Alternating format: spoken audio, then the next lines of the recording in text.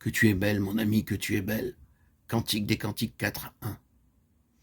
Tu es belle, mon ami. Le Seigneur décrit ici les caractéristiques de la vie nouvelle qu'il lui communique. Non pas belle en elle-même, mais en lui, car elle est une nouvelle créature en Christ Jésus. Toutefois, elle est encore loin de la perfection du modèle. Elle continue de croître, acquérant de jour en jour plus de connaissances et une plus grande ressemblance avec lui. Colossiens 3:10. La vie nouvelle doit se développer en celui qui est le chef, savoir Christ. Croître en lui, c'est croître jusqu'en la mesure de son développement. Éphésiens 4:15. Il nous a ressuscités ensemble et nous fait asseoir ensemble dans les lieux célestes en Jésus-Christ. Éphésiens 2:8. Le Seigneur donne maintenant à l'âme rachetée comme le plan du développement qu'il va accomplir en elle. En lui, les promesses sont oui. Ce qui lui revient, c'est de s'empresser de dire Amen, afin qu'au jour de son avènement, elle soit trouvée accomplie, parfaite et qu'il ne lui manque rien. Jacques 1:4. Tes yeux sont comme des colombes derrière ton voile. Cantique 4:1. Lorsque le Seigneur fut baptisé dans le Jourdain, le Saint-Esprit apparut sous la forme d'une colombe et s'opposa sur lui.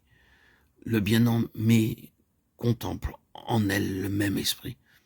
Il la voit comme un temple du Saint-Esprit.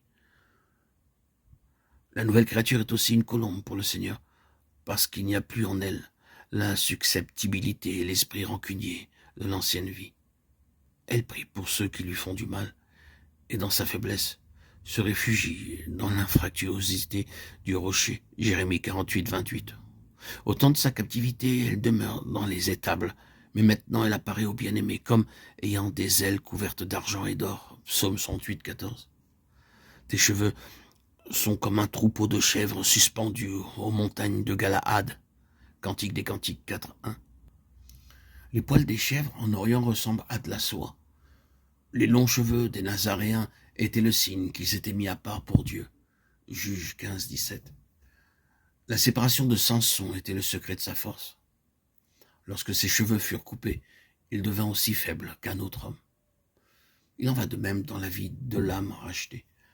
La puissance du Seigneur agit en elle aussi longtemps qu'elle demeure en lui, séparée du monde, uniquement occupée à faire sa volonté. Tes dents sont comme un troupeau de brebis tondues qui remontent de l'abreuvoir et qui sont toutes deux à deux. Cantique 4:2.